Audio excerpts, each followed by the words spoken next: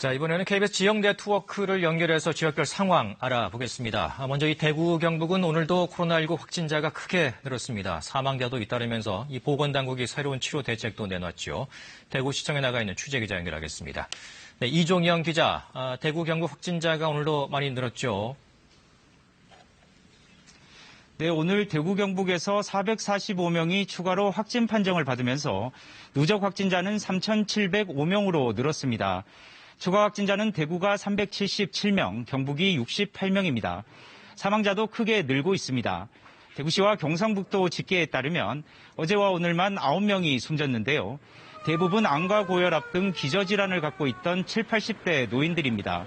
이 가운데 2명은 확진 판정을 받고도 병실 부족으로 자가격리 상태에 있던 환자들이었습니다. 병상 부족으로 자가격리 중인 환자들의 사망이 잇따르자 보건당국이 새로운 대책을 내놨습니다. 확진 환자들의 상태에 따라 중증 환자는 병원에서, 경증 환자는 생활치료센터에서 치료받을 수 있도록 대응 지침을 개정했습니다. 대구시는 대구중앙교육연수원을 생활치료센터로 지정하고 오늘부터 입원 대기 환자 160명을 이송해 치료할 계획입니다. 또 삼성인재개발원 영덕연수원 등 3개 시설을 추가 확보했고 경상북도도 32개 시설, 917실을 관련 시설로 지정했습니다. 권영진 대구시장은 코로나19 환자를 다 수용하려면 대통령의 긴급 명령권을 발동해서라도 3,000실 이상을 확보해야 한다며 정부에 협조를 요청했습니다.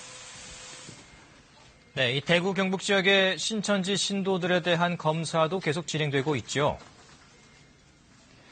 네, 그렇습니다. 현재 대구시가 관리하는 신천지교회 신도들은 모두 1,500여 명입니다. 대구시는 이 가운데 46%가량이 코로나19 진단검사를 받았다고 밝혔습니다. 지금까지 검사 결과가 나온 3,300여 명 중 68%가 확진 판정을 받은 것으로 집계됐습니다. 경북에서도 신천지 신도와 교육생 1,600명을 검사한 결과 221명이 확진 판정을 받았습니다. 정부의 신천지 신도 전수검사 방침에 따라 신천지 교인들에 대한 자가격리 기간도 연장됐습니다. 애초 오늘부터 신천지 신도들의 자가격리를 해제할 예정이었지만 대구시는 모든 신도의 검사가 끝날 때까지 이들의 격리 조치를 연장하기로 했습니다.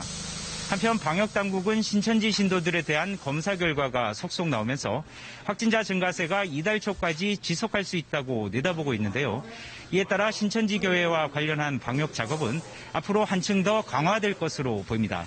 지금까지 대구시청에서 KBS 뉴스 이종영입니다.